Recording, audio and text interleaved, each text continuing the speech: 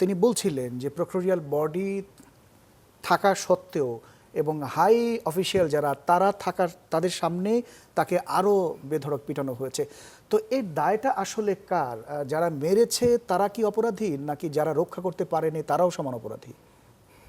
আপনার প্রশ্নের জন্য ধন্যবাদ। আমি 1989 সালে আমার ঢাকা বিশ্ববিদ্যালয় আইন বিভাগে প্রথম বর্ষে আমি ভর্তি হই। তারপরে আমি আমার অনার্স এবং মাস্টার্স সমাপ্ত করার পরে চট্টগ্রাম বিশ্ববিদ্যালয়ে ছিলাম 2 বছর 4 মাস। তারপরে 2000 সাল থেকে ঢাকা বিশ্ববিদ্যালয়। এই প্রায় 3 দশক কিংবা তারও বেশি এই সময়ে আমি যেটা দেখেছি যে এখানে আবার আপনার মানে সরকারে যে দলটা থাকে, এই প্রশাসন ওই সরকারের সমর্থক শিক্ষকরা চালান। জি। এবং ওই ওই সরকার সমর্থক ছাত্র সংগঠন হলগুলো চালান। এখানে আপনার সাধারণ শিক্ষার্থীরা তারা কিন্তু একদম অসহায় অবস্থা, এমনকি সাধারণ শিক্ষক যারা তাদেরও অসহায় অবস্থা। এবং সেইটার জন্য কিন্তু আজকে এই যে ছাত্র এবং শিক্ষক রাজনীতি বন্ধের দাবিটা উঠেছে। এবং ঢাকা বিশ্ববিদ্যালয়ে সেটা করা হয়েছে, আরও কোথায় কোথায় করা হয়েছে। আবার এইটা যেভাবে ছাত্র রাজনীতি বন্ধ করা হয়েছে, শিক্ষক রাজনীতি, সেটার পক্ষেও আমি না।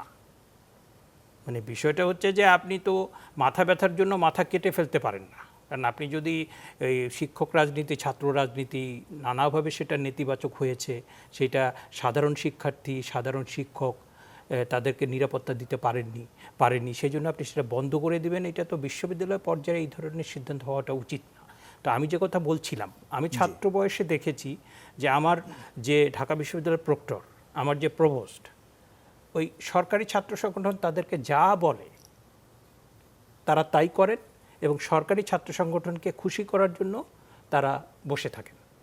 এবং আমি ওই বিএনপি জামাতের সময় দেখেছি, আওয়ামী লীগ সরকারের সময় দেখেছি, এবং আমি ভীষণ রকম নিজেকে প্রশ্ন করেছি। এখন তো আসলে আমি নিজেকে প্রশ্ন করেছি যে এই জায়গাটা যদি আপনারা সর্বোচ্চ বিদ্যাপীঠের কথা বলছেন, এই সর্বোচ্চ বিদ্যাপীঠে এইটা যদি ছাত্র রাজনীতি আর শিক্ষক রাজনীতি হয়, তাহলে পরে আমরা কিসের শিক্ষার কথা বলি, কিসের সভ্যতার কথা বলি? কারণ এর আগে কিন্তু অনেকগুলো হত্যাকাণ্ড হয়েছে, গণরুমের যে নির্যাতন, সেগুলো কিন্তু আমরা জানি। আপনি যেমনটি বলছিলেন যে আওয়ামী লীগের সময় আওয়ামী লীগকে খুশি করবার জন্য এমনটি হয়ে থাকতে পারে, বিএনপির সময় বিএনপি খুশি করার জন্য হয়ে থাকতে পারে না, হয় এটা। আমি তো শিক্ষার্থী ছিলাম, পরে আমি শিক্ষক। এখন কাকে খুশি করার জন্য? এখন তো কেউ নেই।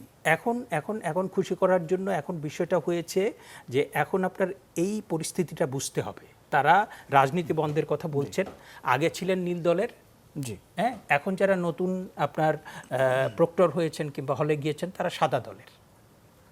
এই জিনিসটা তো আপনাকে বুঝতে হবে। এবং এখন যারা এই ছাত্র শিক্ষার্থীরা যারা চালাচ্ছেন, তারা বলছেন যে ছাত্র দল আসতে পারবে না, ছাত্র লীগ আসতে পারবে না, ছাত্র শিবির আসতে পারবে না, কিন্তু তারা নিজেরাই রাজনৈতিক দল করতে চাচ্ছেন। জি, তারা রাজনৈতিক দল করতে চাচ্ছেন, তারা সচিবদের ডিকটেট করছেন, তারা পররাষ্ট্রনীতি ঠিক করছেন, তারা পুলিশদের ডিকটেট করছেন, তারা শিক্ষকদের ডিকটেট করছেন। এবং তাদেরকে ইতিমধ্যে কিন্তু প্রধান উপদেষ্টা বলেছেন যে আপনার please go back to your learning, আপনার পড়ার টেবিলে আপনি ফিরে যান, আপনি নিজেকে যোগ্য করে গড়ে তোলেন। এবং সেই কথাটা আমি বলছিলাম যে এইটা এই আমাদের শিক্ষার্থীরা এতটা সাহস দেখিয়েছে, এতটা স্যাক্রিফাইস করেছে যে এইটা ছাত্র জনতার যে গণ অভ্যুত্থান, সেটা ছিল অসম্ভব রকমের ইতিবাচক একটা ঘটনা। এবং সেটার মধ্য দিয়ে এইটার পরে ডেভেলপ করেছে, সেই অথরিটির সাথে কোনো দায়িত্ব নাই, জবাবদিহিতা নাই, এবং সেই জন্য তারা যা খুশি তাই করছে। এই জায়গাটা হচ্ছে ভয়ঙ্কর। আপনার কাছে নিশ্চয়ই আবারও আসবো। জনাব জেরাই খান পান্না, আপনি সম্ভবত কিছু বলতে চেয়েছিলেন। আমি একটু কার্জনের কাছে জানতে চাচ্ছিলাম, জি, ইট মিনস কি যে আমাদের এই শিক্ষক সমাজ, এই মহান বিদ্যাপীঠের শিক্ষক সমাজ, তারা ব্যাকবোনলেস, স্পাইনলেস ক্রিয়েচার, অতএব তারা শিক্ষা দেবে কি? নৈতিকতাই তো যদি তারা হারায়, তাহলে তো শিক্ষা দেওয়ার কোনো অধিকার নাই। আমি সিম্পল এইটুকু বুঝি।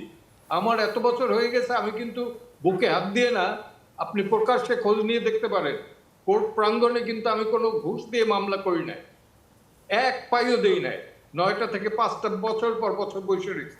তারপরে যখন বুঝছে যে না এ লোক ঘুষ দেবে না, তারপরে আমার কাছে কেউ চায়ও নাই, আজকে পর্যন্ত আমাকে আর্লি বিদায় করতে পারলে পরে বাঁচে। তো এইখানে কি ব্যাকবোনলেস লোক নাই? ব্যাকবোন আলা লোক নাই? কেউ রুখে দাঁড়াতে পারে না? তো ব্যাকবোনলেস ক্রিয়েচার যদি থাকে তো তাদের রাজনীতি বন্ধ করে দেওয়া উচিত। তাদের ওই ছাত্রদের মিছিলে গিয়া জয়েন করা উচিত। কোনো শিক্ষকের নীল প্যানেল সাদা প্যানেল দরকার নাই, তারা ছাত্রলীগ করুক, ছাত্রদল করুক, শিবির করুক। জি কিসের শিক্ষা দিবে? পুঁথিগত শিক্ষার তো দরকার নাই। এখানে মন মানসিকতার তো একটা বিষয় আছে, বিবেকের বিষয় আছে, তাড়নার বিষয় আছে, হত্যার বিষয় নাই তো। আমি সরি, আমি যদি আঘাত করে থাকি আমি করজোরে মাপ চাচ্ছি। আমি একটু জি, উত্তর জি, না জি, দিলে জনাব আমাকে হাজরা যদি বলতে একটু চাচ্ছেন। আমাকে জি, জি, পরে please। পরে সময় দিয়েন না। বিষয়টা হচ্ছে যে এই বিষয়টা যদি বলেন। অধ্যাপক মানে অ্যাডভোকেট জেডাই খান পান্না, উনি একজন মুক্তিযোদ্ধা এবং আমার মান্যবর এবং আমার খুবই সম্মানিত, আমার খুব প্রিয়। বিষয়টা হয়েছে পান্না ভাই যে আমি শুধু শিক্ষাঙ্গনের কথা বলবো না, আপনি আদালত প্রাঙ্গণের কথা বলেন, আপনি ডাক্তারদের কথা বলেন, আপনি প্রকৌশলীদের কথা বলেন, ঢাকা মানে সারা বাংলাদেশটা দুইটা ভাগে বিভক্ত, এটা হচ্ছে বাস্তবতা। এবং আপনার যেটা হয় যে দল যখন ক্ষমতায় থাকে, আমাদের এমন একটা কালচার হয়েছে, সেই দল প্রত্যেকটা জায়গাতে এমনভাবে প্রভাব বিস্তার করে যে ওইখানে আসলে তেমন কিছু করার থাকে না। আপনার এত কিছুর পরেও ঢাকা বিশ্ববিদ্যালয় এবং অন্যান্য বিশ্ববিদ্যালয়ে অনেক উঁচু মানের পণ্ডিত শিক্ষক আছে।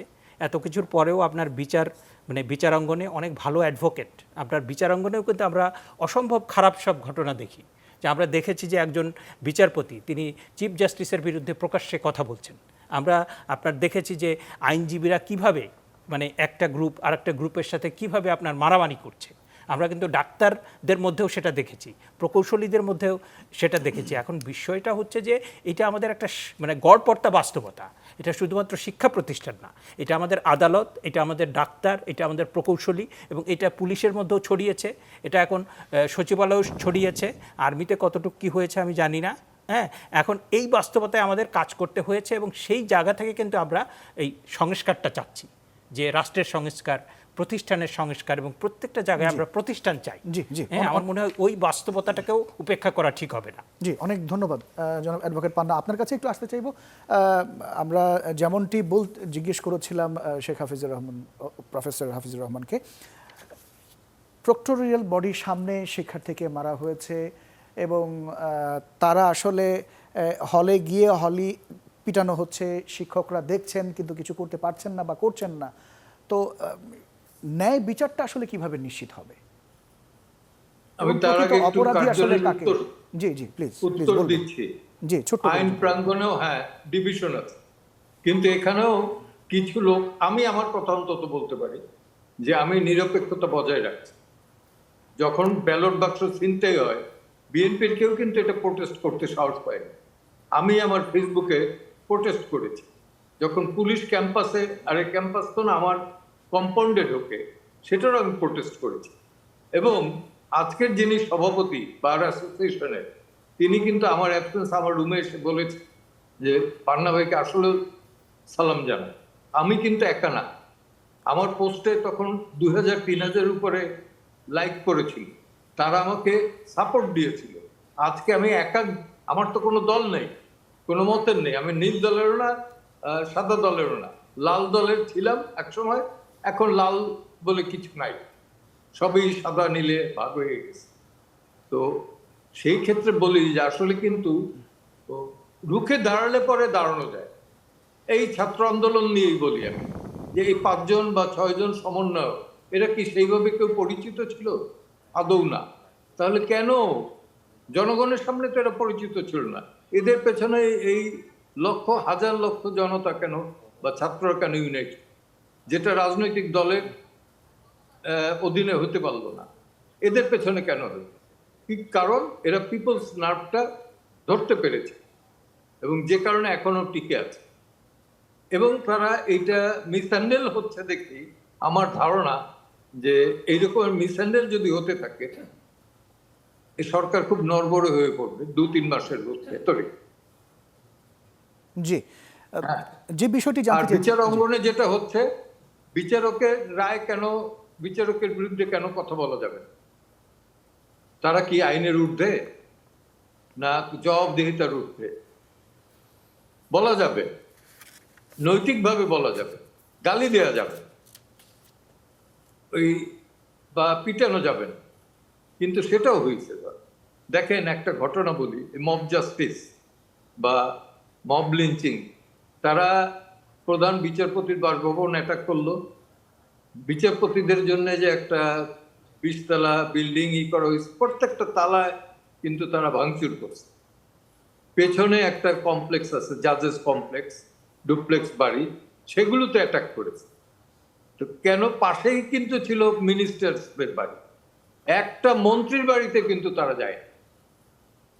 মন্ত্রী কিন্তু আগেই পালিয়েছেন, কিন্তু তাদের বাড়িতে তো যায় না।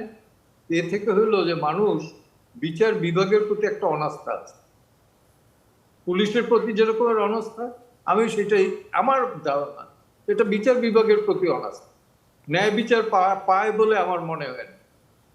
সেই কারণেই তাদের একটা ক্ষোভ, এটা জনরোষের ক্ষোভ। এটা তো ছাত্ররা আসে না, ছাত্র বিচার প্রার্থী হয়। এটা হলো আমারই, এটা একটা না একটা সময় প্রকৃতি কিন্তু বিচার নেয়, প্রকৃতি গতভাবেই নেয়।